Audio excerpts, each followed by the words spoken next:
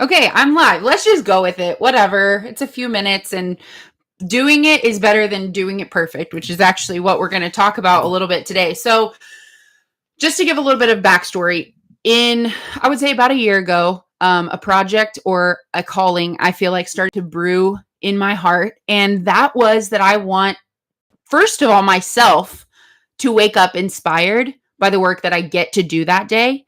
And I have a vision that other people are fulfilled at the end of the day by the work they did, so that people would feel inspired by the work they get to do.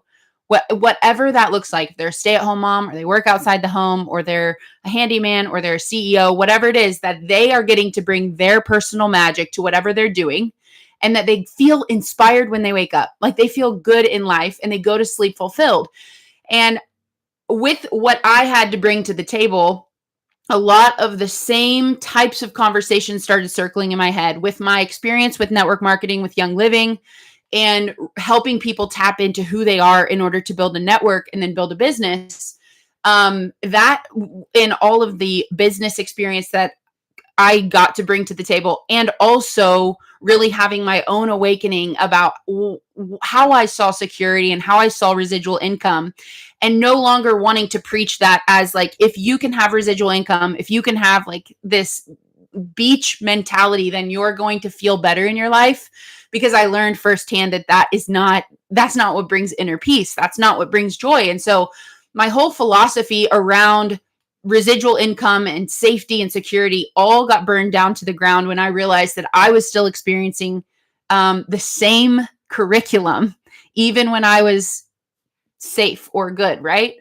And I don't know if that makes sense, but it was very real for me. And on the other side of that, imagining for years and years, I had said things like, you were made for more. Like, I felt like people were made for more. And if anyone would have pressed me on that and said, what exactly is more? And if I would have really distilled down to what I believed, I would have said that influence was more. So if I said, if I were to have a magic wand and I were God and I thought I could judge people on who was living their best life, I would have said the people with the most following, the people with the biggest reach, the people with the biggest stages would have been, quote unquote, living more of their purpose. And that was also shaken and burned down to the ground. Because how can you look at a mother who invests all of her time and her energy and her life into raising her children and say that what she is doing isn't more important than someone who's sharing their life online? When I got really clear about that for me, and I realized that this mountain of highest potential was an illusion. There is no mountain of highest potential. I think I imagined it as like Moses going up the mountain to find the 10 commandments. Maybe I was going up this mountain trying to find like my purpose. Like, what is it that I am here for? Purpose defined as, what is someone created for? I had hoped that there would be some sort of checklist. And on that checklist, maybe there was like a number of people I was supposed to, quote unquote, reach.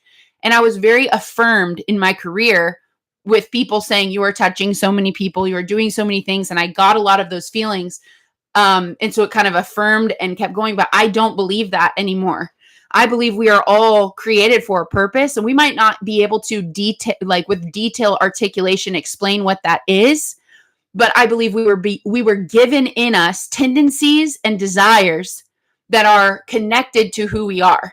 And we are here to be the fullest version of ourselves. So with that being said, I launched a course, a 3-day course. This is a little bit of backstory to tell you where I'm at and the 5 things that you need to know. I launched a course, a 3-day, 90 minutes each day at the beginning of the year, and it was Market Your Personal Brand. And the idea of that course was to teach people how to build a business on the back of their personal brand using social media or whatever marketing tool they wanted to use to really get them out into the world. And first step of getting them out into the world is knowing who they are. The course was a lot more intense. The 3-day course was a lot more intense than I expected because I was pushed on my own philosophies. And although that's not one of the 5 things you need to know, that is something that I want to share with you that's very important to me to share, that when you produce something that is when you produce a course or you produce something that is your work, be prepared to be pushed on your own philosophy of things rather than just, at least for me in my experience, rather than just regurgitating information that I had heard once upon a time about this topic. I had to get really clear about what I thought about it. And that was a lot more internal work than I expected. And in fact, I launched the course December 4th. I think I said I was going to do the course, the 3-day. And it was December 29th, 30th, and 31st, I believe, was the course days. And all through December, instead of thinking about Christmas and thinking about the holidays, which is a holiday that we celebrate in our family, I was obsessed with this content. And I had coaching calls with my coach multiple times, sometimes into the wee hours of the night, where we were going through my presentation. He was drilling me on my philosophy. And so one of the things that I didn't expect, that I want you to know ahead of time, is if you commit to creating a course, what's going to happen is it actually becomes a curriculum for yourself. That's not one of my 5 things, but that's one thing to know. The course went really well. I absolutely loved it. I think we had something like 200 people in the course, and the promotion of the course is a whole nother conversation that I would like to share one day. I actually created a 30-day event launch framework that I would like to share sometime. But the promotion was another thing. We had about 200 people in the course. Of course, however many people join, or get a ticket, not that many people are going to, be able to implement or follow through, which is totally fine. Sometimes even just investing in a course for people is the step that they needed. And so let it be their journey. And I definitely did that too. I really didn't make the attendance of the day matter in my mind. But what I realized in those 3 days is I developed some philosophies that I felt like would be more impactful if they were spread out over a longer extended period of time. And so I committed to teaching this Market Your Personal Brand course. And my intention was to record it in January and have it roll out in February. So I would record it in January. I didn't know the structure. I didn't know how I was going to do it. My intention was to record it in January and then start promoting and selling it in February. January came and went, and not for lack of my own investment. I absolutely intended on recording it. I actually tried to record it multiple times. I would start on it, and then either I would mess up. I had kids that got sick in January. We had tons of snow days. I think literally, you guys, I think my kids were off school for a total of 1 whole month between Christmas break and then January, and then everybody getting sick and everything. So my January deadline didn't happen.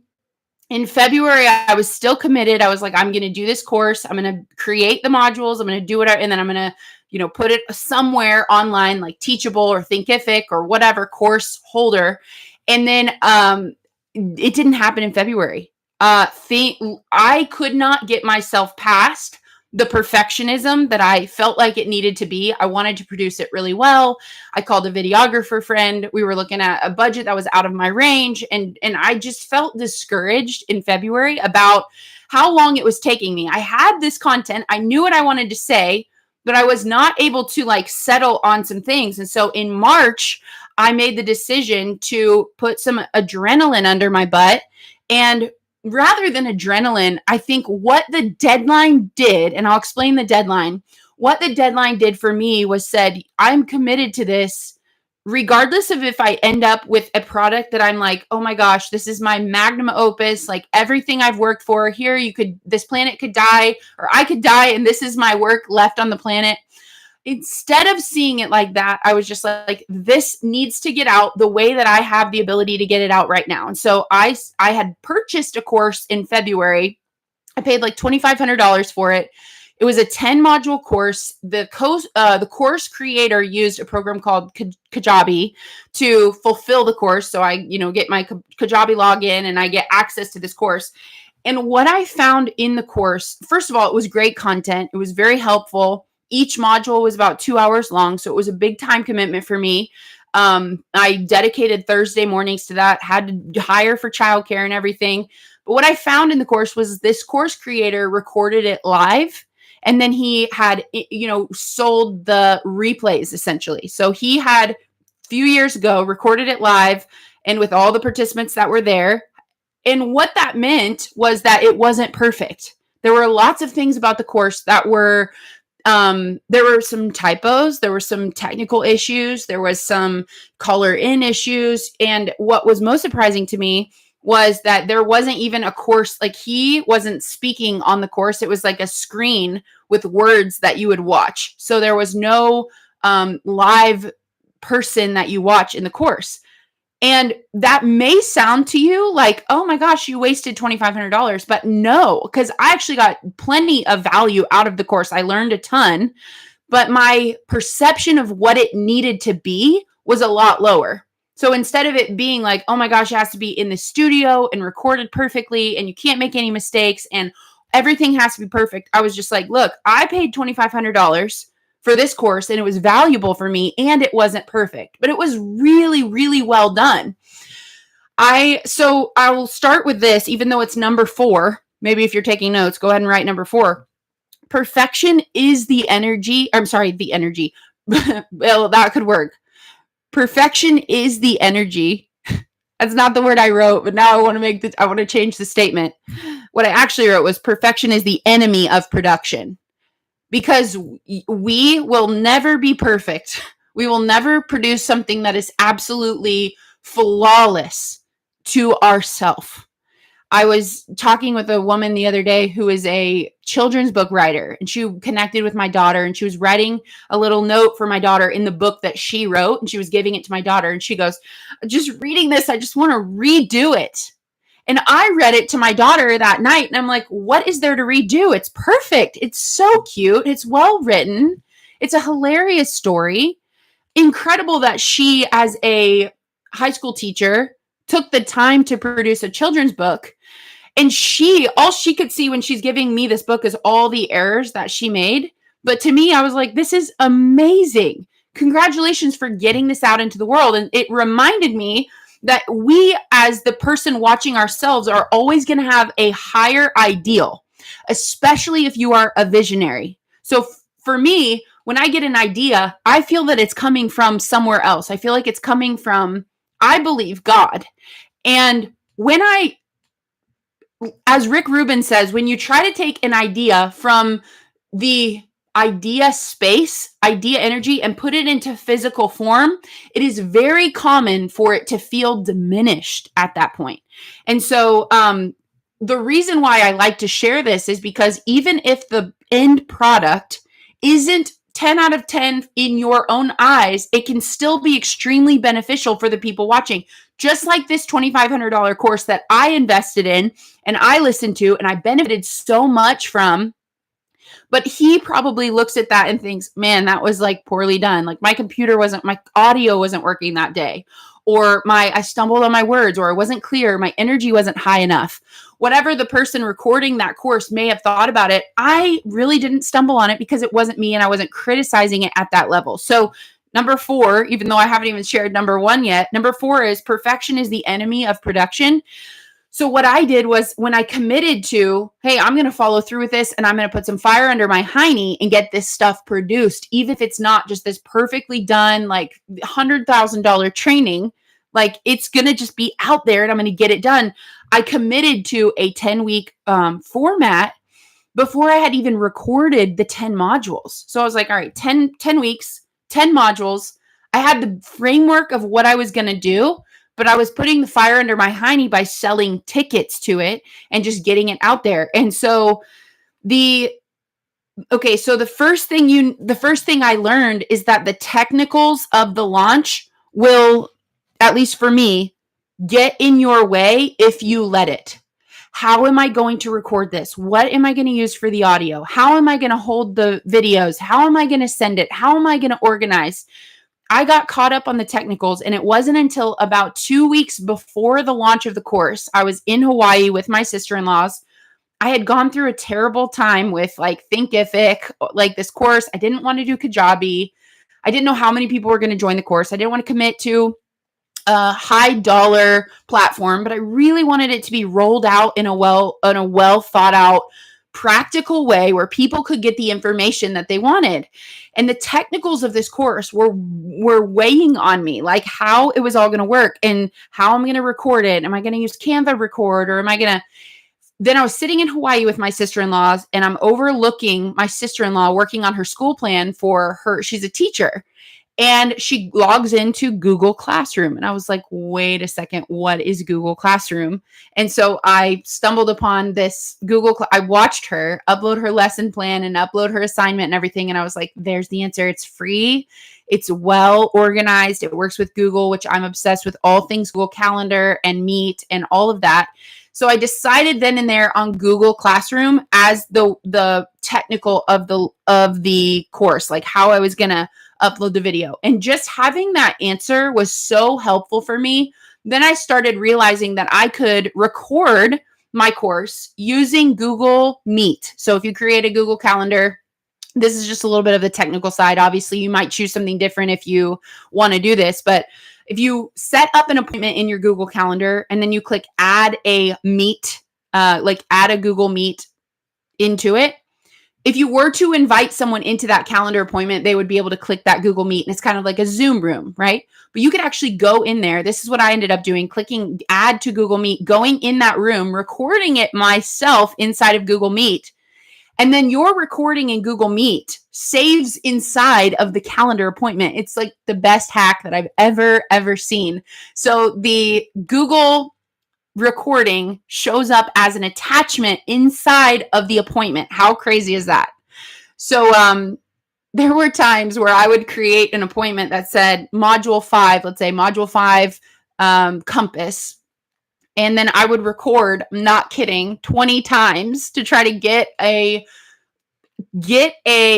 module that I felt proud of and I felt good with. That recording would save inside of the calendar and also inside of my Google Drive. And then because the camp, I'm sorry, I read a text and it said cousin camp, not camp, because the Google Drive communicates with Google Classroom, then it was easy to attach. And so it just worked out. But my whole point is, if you let the technicals get in your way, they will be the perfect opportunity for buffering. They will be the perfect opportunity to hold you back from getting it done. And what I have found is, you know what, you might find that this platform doesn't work for you. At least for me, I found Google Classroom does work for me, and I will continue to use Google Classroom because it was really helpful for me. But don't let the technicals of the launch get in your way of doing it. You need a way to sell tickets or a way to get a ticket. You need a way to deliver the ticket, like an email system of sorts. And then, of course, you need a way to actually deliver the content. But yeah, the technical of the launch will hold you back if you let it. Number 2 is you don't need to have it written all out before getting started.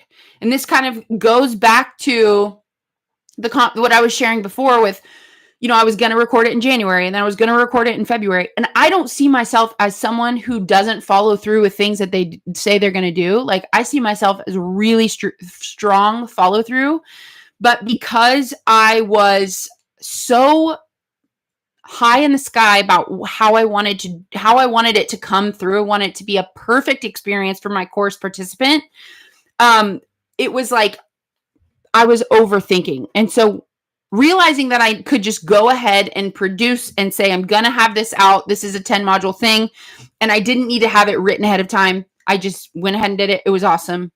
And I got it done. It was awesome. All right. Number 3, you will never be ready. So put adrenaline on it.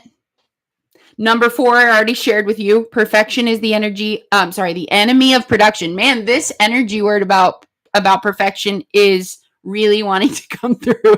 That, or I'm having trouble just speaking today. I don't know. I've got a million things going on in my head, and part of them is that my kids are at camp, and I'm looking at the time, and I've also got a kid upstairs, and texts coming through, and all that. So, perfection is the enemy of production. And then number 5 is it's likely not going to be your magnum opus, but it can still serve people. And I think that the idea of doing something really, really well is a great idea. And I think that comes with a ton of practice. But most people don't even let themselves get to the point where they have practice because they're so afraid of doing something and it not being perfect. And like, just to share this as an example, right now I'm here on Instagram going live, and I'm on YouTube live. On YouTube, nobody knows who I am. I've never done the setting up my YouTube page to be official and adding the like banner or whatever. Like it's all, but I am getting practice going on YouTube right now. And maybe in 5 years' time, if I continue with YouTube and I think it's a good fit for me, maybe I'll have a binge worthy channel. And so I think a lot of times we have this idea of like the first thing we put out is going to be this like amazing Beethoven's, symphony, like, and that's really not the way that it happens. The way that it happens is through stumbling and trying and figuring it out and not holding ourselves so intensely around a perfect production. So okay, those are the 5 things that I learned inside of creating a course, the Market Your Personal Brand course intensive. I want to end with this. I want to share this. I was on a coaching call with a woman who is producing a course right now. And we're working together to help her build residual income through the work that she's already doing and what she knows already by thinking ahead and creating this course. And we have a plan written out, and it's amazing. And I actually don't even do marketing coaching anymore. And I don't do this type of coaching anymore, but she was grandfathered in. Now I'm exclusively doing personal brand coaching right now. But she was grandfathered in. So we're talking about this. And I was telling her some of these things like, hey, I learned a lot through creating this course because I learned about how I'm not even someone who typically I feel like lets perfection hold me back. But this was a lot more challenging than I imagined. And I was about to tell her how module 10 specifically, that week I was on my period and I was trying to record it and trying to get it out and trying to hit the deadline. My kids were home from school on summer break and I was having limited time to think, limited capacity. For those who may not know, I have a 9, 7, 5, and 3-year-old. And I don't do both well. Like I either am working or I'm mom. And like I don't do well trying to do both. And so we're sitting there and I was about to tell her how module 10 was really challenging for me and how at the end of the day, I ended up recording, not kidding you, 25 takes of module 10. 25 takes.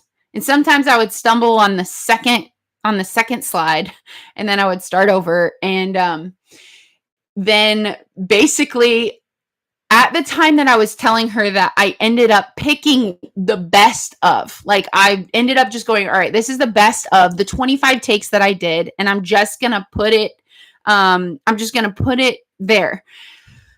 At that very moment, I got a text on my computer because my computer sends text and I thought I had turned notifications off. I get a text in the top right-hand side and it said, oh my gosh, module 10, and then like the fire emoji. And what they were saying was that they really benefited. They said, this is a message that the whole world needs to hear.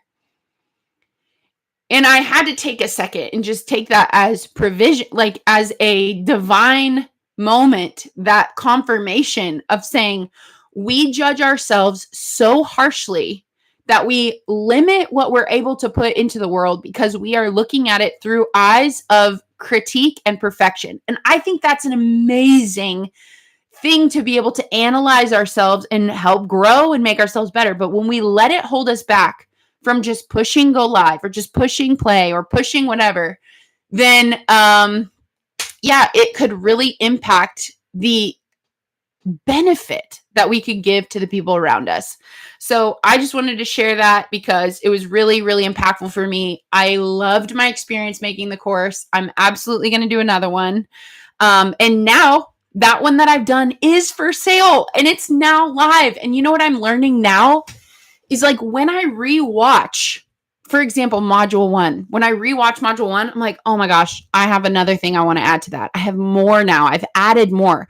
What I am learning now is how to not lose enthusiasm about what I previously did when I didn't know what I know now.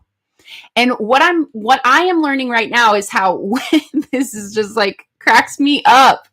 What I am learning now is that when I am in the area of illumination and I realize that I have more to learn, if I let that discourage me from sharing what I know now, I will never share anything because I'm always going to learn more. I'm always going to have more potential to grow and make a course even better.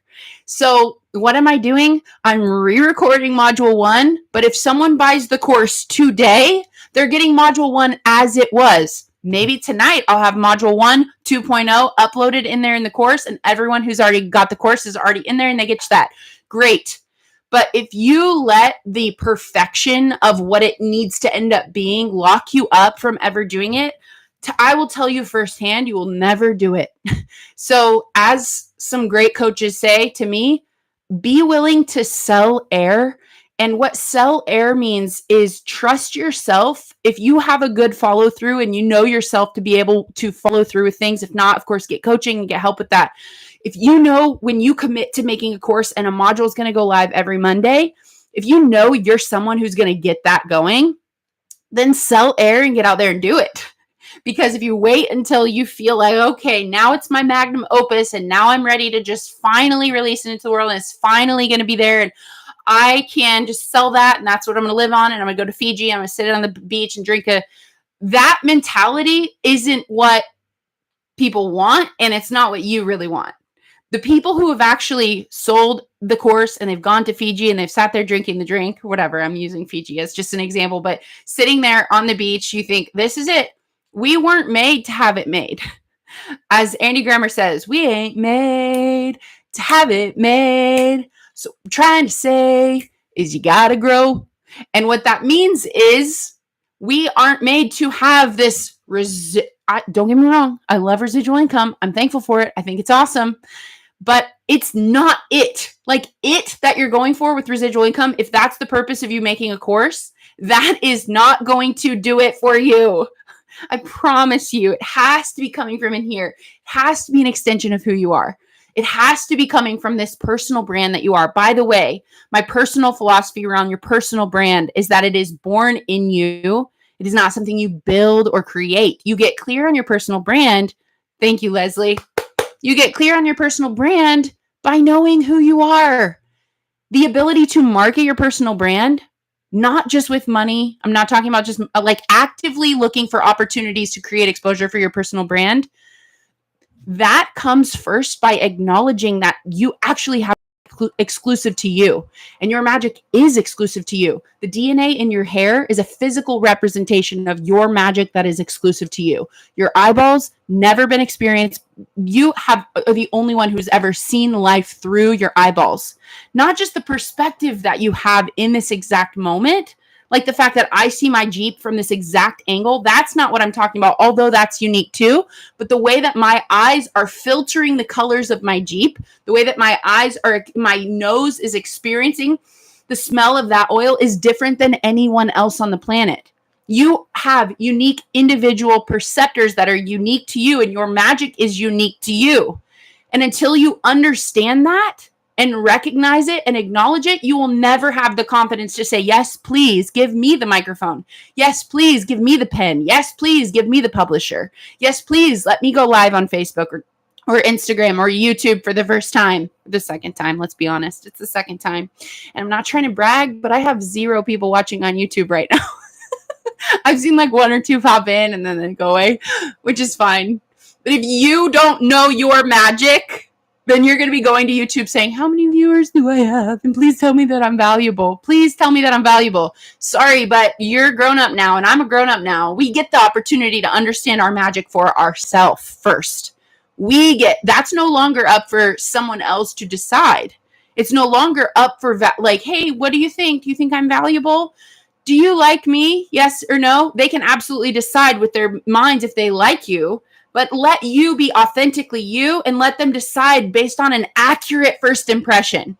That's what the course that I created is all about. Marketing your personal brand is about knowing who you are first, understanding who you are, having the ability to take a highlighter pen to the unduplicatable parts of you and understand what it is that makes you unique, all of the pieces of data, or the important ones that I have defined inside of this magic Venn diagram that creates your personal magic Venn diagram, gives you a guide when you go out into the world to say, hey, this is who I'm going to be. This is my top values. This is my preferred state of being. This is what it feels like in my body. This is my personal style of expression. And I'm committed to that, and let them make the decision whether you are for them or not. That's what marketing your personal brand as a course is about. So, all right, I have been chatting, a little chatty Cathy on here today, almost 30 minutes. My gosh. And probably longer on Instagram because I had a little trouble. My sister-in-law, speaking of personal brands, she is an amazing, amazing woman who her personal brand is like shines through everything she does. And one of those things is she hosts cousin camp for our kids. We go too. I mean, I'm part of the hosting crew too. So I need to go because I'm on snack duty today, and I got to go pick up this snack that I don't even know how to pronounce because our theme is the Olympics, and the country of the week is, I think, Germany. And so we're learning all about Germany, and I got to go get the snack, and I forgot. So it is time for me to go now. I hope you have an amazing day. Thank you for being here. Hey, if you found this valuable, I always love to hear what specifically you found valuable, and I appreciate you being here. It's so much fun to talk to people. YouTube, I'm not talking to you. Instagram, I'm talking to the 20 or so of you that have come in and out of this little room while we've hang out. And then those of you who watch the replay, thank you for being here. I appreciate you. Have a beautiful Tuesday, and we'll chat soon. All right. Bye. Woohoo.